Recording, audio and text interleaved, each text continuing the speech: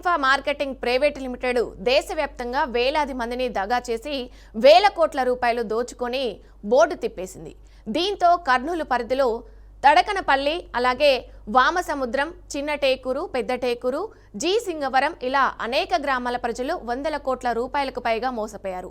కర్నూలుకు చెందిన వెంకట సుబ్బారెడ్డి అనే బాధితుడు శ్రేయ కంపెనీపై పోరాటం చేసి ఎట్టకేలకు కోర్టు ద్వారా కర్నూలు 3 టౌన్లో ఫిర్యాదు చేసి కేసు నమోదు చేయించారు. అయితే శ్రేయ ఇన్ఫ్రా మార్కెటింగ్ కంపెనీ వల్ల మోసపోయిన బాధితుడు వెంకట సుబ్బారెడ్డితో మా ప్రతినిధి Basavaraj face to face. Infra marketing limited ఏదైతే ఉందో దేశవ్యాప్తంగా వేల కోట్లు దోచుకున్న పరిస్థితి, అనేక మందిని దగా చేసిన పరిస్థితి.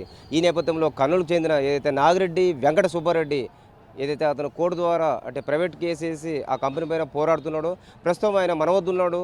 అంటే ఈ శ్రేయ కంపెనీ ద్వారా అనేక వేలాది మంది ఎలా నష్టపోయారు, ఇతను కూడా ఒక బాధితుడు ఉన్నాడు. మరి ఇతను ఎట్లా నష్టపోయాడో కనుక్కునే ప్రయత్నం చేద్దాము. చెప్పండి, మీరు శ్రేయ ఇన్ఫ్రా ప్రైవేట్ ఏదైతే మార్కెటింగ్ ప్రైవేట్ లిమిటెడ్లో డబ్బులు ఎంత డిపాజిట్ చేశారో, మీకు ఈ కంపెనీ పరిచయం చేసింది ఎవరు?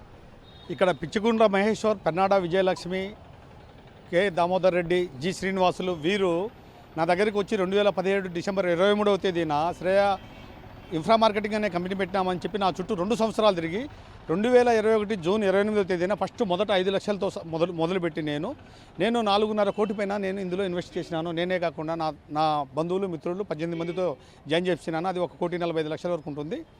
మేము కాకుండా 8,000 మంది కస్టమర్లు ఉన్నారు. ఓన్లీ కర్నూలు చుట్టుపక్కల కర్నూలు, తడికనపల్ల, వామసముద్రం, చిన్న టేకూరు, పెద్ద టేకూరు ఈ ప్రాంతంలో 8,000 మంది. ఒక్కొక్కరికి 1,00,000 రూపాయలు వేసుకున్నా కానీ 800 కోట్లు అవుతుంది. ఇది మేమే కాకుండా శ్రీకాకుళం జిల్లా అక్కడ డొక్కరి తత్తయ్య అనే వ్యక్తి అక్కడ చుట్టుపక్కల ప్రాంతాలను సర్వనాశనం చేసినాడు. మన ఆంధ్రప్రదేశ్ తెలంగాణలో అప్రాక్సిమేట్లీ 18,000 మంది పైన కస్టమర్లు ఉన్నారు. దానిపైన మీరే అనలైజ్ చేయొచ్చు. మినిమం ఇందులో 1,00,000 రూపాయలు కడితేనే కస్టమర్ అవుతాడు. ఒక్కొక్కరు 1,00,000 నుంచి 50 లక్షల వరకు కట్టిన పరిస్థితి. ఇప్పుడు దీనివల్ల చాలామంది బాధితులు నష్టపోయి ఉన్నాము. అంటే ఇప్పుడు జనరల్గా ఈ శ్రేయ కంపెనీ లేదా వాళ్ళ ఏజెంట్లు మిమ్మల్ని ఏ విధంగా నమ్మించారు, ఎలా అట్రాక్ట్ చేశారు? 1,00,000 కానీ 50,000 కానీ ఆ కట్టడానికి మీకు ఏం ఆశ చూపారు?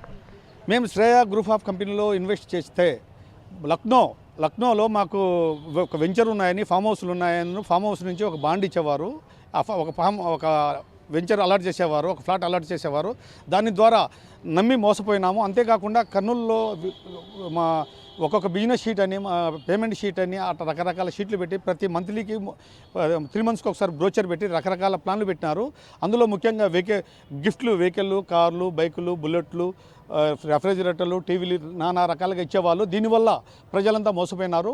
వీళ్ళకు పక్క ఇంటి వారికి నాకు ఒక కారు వచ్చినదంటే ఓహో మాకు కూడా వస్తుందనే మా సమస్ఫూర్తితో వీళ్ళు కూడా సరే మేము కూడా తీసుకుందామనే దాంతో వీళ్ళు ఇన్వెస్ట్ చేయడం మొదలుపెట్టినారు. అంటే చాలామంది సొంత డబ్బులు లేకున్నా కూడా అప్పులు చేసి లేదా ఇంట్లో ఉన్న సొమ్ము ఏదైతే పుస్తలు ఇవన్నీ కూడా అమ్మేసి తాకట్టు పెట్టి ఈ కంపెనీలో పెట్టారంటున్నారు. ఇది నిజమా? తడికనపల్ల గ్రామంలో చాలామంది వాళ్ళ బంగారు వస్తువులతో సహా వాళ్ళ ఫ్లాట్లు, వాళ్ళ పొలాలు అన్నీ పెట్టి ఏరే వాళ్ళ దగ్గర రిజిస్టర్ చేసి మొత్తం ఇందులో పెట్టారు. అన్నిటికంటే ఎఫెక్టెడ్ విలేజ్ ఏదైనా ఉంది అంటే తడికనపల్లి గ్రామము, తర్వాత నన్నూరు, కర్నూలు జిల్లా. ఈ తడికనపల్లి గ్రామానికి చెందిన ఏదైతే మహేష్ అనే వ్యక్తి సొంతూరుని నట్టేట ముంచాడు అంటున్నారు. మరి ఆయన సొంతూరుల్ని అంత దగా చేసి ఈరోజు పరారులో ఉన్నాడు అంటున్నారు. మరి దీన్ని ఎలా చూస్తారు? తడికనపల్లిలో దీనికి ముందే 2-3 రకాల కంపెనీలు తెచ్చినాడు. వాళ్ళకు నమ్మబలికినాడు, మోసం చేసినాడు. ఇప్పుడు సొంత ఊరు, సొంత గ్రామము, సొంత విలేజ్ కాబట్టి కొద్దిగా నమ్మినారు. అందులో ఆర్మీలో ఉన్నాడు. ఆర్మీలో ఉంటే కొద్దిగా విలువలు ఉంటాయి, విలువలు కట్టుబడి ఉంటారు అనుకున్నారు. కానీ వీళ్ళు దీనికంటే ముందు సైన్స్ సిటీ అనే కంపెనీ ప్రీప్లాన్డ్గా దాంతో నేర్చుకొని దీనిపైన ఈ గ్రామాలపైన ఇంప్లిమెంట్ చేసినారు వీళ్ళు. అంటే ఇప్పుడు మీరు పెట్టిన పెట్టుబడికి ఏదైతే 1,00,000, 2 లక్షలు పెట్టుకుంటే 10 రూపాయలు 20 రూపాయలు వడ్డీ పడుతుంది అంటున్నారు. ఆ రకంగా వడ్డీ వేసి ఇచ్చారా? కొంతమందికి రిటర్న్ ఇచ్చారంట. ఇది వడ్డీ కాదు సార్, వీళ్ళు మనం పెట్టేది వీళ్ళు వడ్డీ అంటున్నారు. Change system. ఇప్పుడు మనం 1,00,000 రూపాయలు ఇన్వెస్ట్ చేస్తే ప్రతి నెల 10,000 కానీ 11,000 కానీ 12,000 ఇస్తామంటున్నారు. ఆ డబ్బులు, ఆ 1,00,000 రూపాయలను వాళ్ళు అక్కడ ఇన్వెస్ట్ చేసి ఫరెక్స్ ట్రేడింగ్లో ల్యాండ్ పైన మీకు ఒక నెలకి, ఒక సంవత్సరానికి డబల్ అయ్యే విధంగా, అంటే 1,00,000కి 1,00,000 వచ్చేటట్టుగా వీళ్ళు ప్లాన్ చేసి ఫస్ట్ నమ్మబలికింది. 1 నెల, 2 నెలలు, 3 నెలలు అంటే 2017 నుంచి 2021 వరకు వీళ్ళు ఎస్టాబ్లిష్ చేసుకున్నారు ఇక్కడ ఆ తర్వాత విపరీతంగా కస్టమర్లు పెరిగినారు. ఒకేసారి 2024 ఏప్రిల్లో మొత్తం వల వేసి అందరిని నట్టేట ముంచిండ్రు సార్. అంటే వీళ్ళు వేల కోట్లు దోపిడీ చేసి జనం నుంచి, అంటే ఇందులో ఉద్యోగస్తులు ఉన్నారు, పోలీసులు ఉన్నారు, టీచర్లు ఉన్నారు, మరి వీళ్ళందరూ కూడా అంటే ఉద్యోగస్తులు కూడా ఈ మాయమాటలకి ఏ విధంగా మోసపోయారంటారు? సార్ ఇప్పుడు వీళ్ళు బాధితులు అంతా ఇప్పుడే కూడా ఎవరు బయటికి రావడం లేదు. కొంతమంది వస్తున్నారు, పోయిన స్పందనకు పోతున్నారు. స్పందన నుంచి వాళ్ళు ఏదో ఒక పోలీస్ స్టేషన్కి వాళ్ళకి పంపిస్తున్నారు. ఆ పోలీస్ స్టేషన్ వాళ్ళు మళ్ళీ సిఐడికి పంపిస్తున్నారు. సిఐడి వాళ్ళు చెప్తున్నారు మీరు ఎఫ్ఐఆర్ కట్టుకుని రండి అని చెప్తున్నారు. వాళ్ళు రిటర్న్ వెళ్ళిపోతున్నారు. ముఖ్యంగా బాధితులు దీంతో టీచర్లు, పోలీసులు, సైనికులు, రైతులు, మాజీ సైనికులు, కూలీలు కూడా ఉన్నారు సార్. వీళ్ళందరూ ఏంటంటే వాళ్ళకి ఎవరు పోయినా కానీ వాళ్ళకి నీకు ఇస్తాను, నువ్వు ఏం చేయొద్దు, నువ్వు కంప్లైంట్ పెట్టొద్దు, మిగతా వాళ్ళకి ఇస్తామో ఏమో, నీకు కంపల్సరీగా ఇస్తామని చెప్పి అట్లా మాయమాటలు రేపు అనుకుంటున్నారు. ఎప్పటికైనా ఇవ్వము అన్నారు, రేపు ఇస్తామంటారు.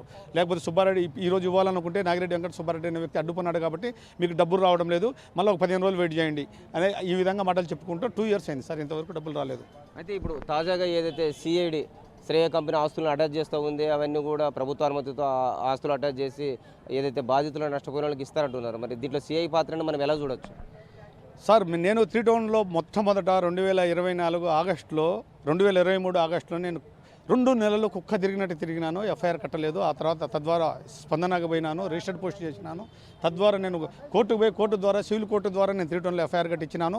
దానికి చాలా థ్రెట్ వచ్చింది నాకు. ఆ తర్వాత 3 టౌన్లో ఎటువంటి న్యాయం జరగలేదు. ఆడ మమ్మల్ని మోసం చేసినారు. ఫుల్ ప్లెడ్జ్డ్గా 3 టౌన్లో మోసం చేసి వాళ్ళకు బెయిల్ వచ్చే విధంగా చేసినారు. మేము కోరేది ఏంటంటే బాధితులందరికీ సమన్యాయం చేయాలని కోరుకుంటున్నాం సార్. ప్రతి ఒక్కరికి డబ్బు ముట్టాలని కోరుకుంటున్నాం సార్. అది ఈ దోచుకున్న డబ్బంతా ఏదైతే బినాముల పేరిట ఇన్వెస్ట్ చేసుకుని వాళ్ళంతా ఎంజాయ్ చేస్తున్నారు, అంటే దొరకకుండా తిరుగుతున్న పరిస్థితి.